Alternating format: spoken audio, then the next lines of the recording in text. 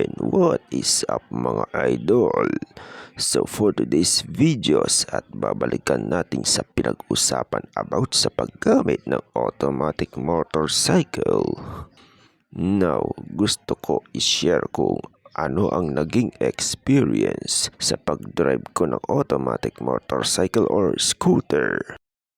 Para sa aking experience sa pag-drive or paggamit ng automatic motorcycle, well, 3 months na sa aking motor ko ng Honda Click 125 at after 3 months sa pag-drive ko, very satisfied at basta masasanay na ako sa automatic scooter sa katagalan. Madalag pa ako noon sa pag-drive ng automatic. Well, sa una kong paggamit parang naninibago na ako compare sa semi-matic na noon ko ginagamit sa katagalan. Kaya masasanay pa rin ako na naka-steady ang paa ko dahil wala akong ginagalaw. Kaya ang ginagalaw ko sa kamay lang at maging balanse lang sa pagmamotor.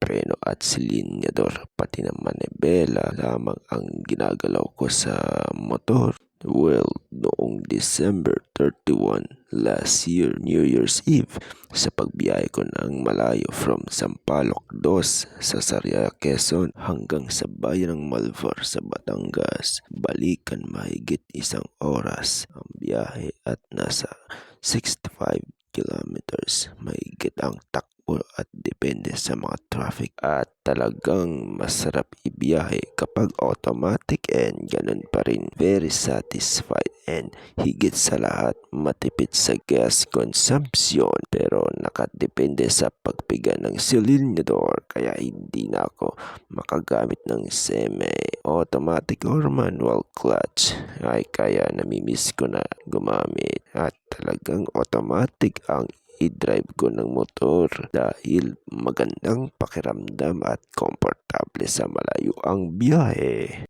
But nakaramdam pa rin ako sa lakas ng hatak at bilis ng scooter. So tulad ng Honda Click 125 na ginamit ko sa ride na nakadaan ako sa Candelaria Bypass Road. So nasa 60 to 70 kilometers per hour ang takbo pero hindi pa ako lumagpas ng 70 na takbo ko. Walang traffic talaga.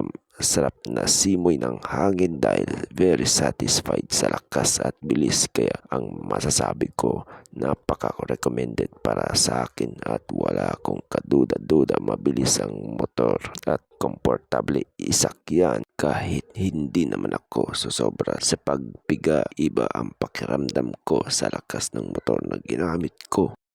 So, 3 months na ako sa paggamit ko ng automatic motorcycle kaya hindi ako basta-basta bibigla sa pagpiga kahit daan-daan lang ako sa throttle kapag unang andar pa lang. Sa next vlog, gagawin ko ang tutorial kung paano gumamit ng automatic na motor.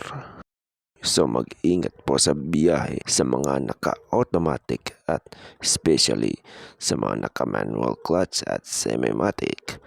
Kaya galing na ako sa semi-matic sa matagal ng panahon. Okay, dito ko na tatapusin ang vlog na ito. So please follow na kayo sa aking social media accounts. Maraming salamat and ride safe mga idol.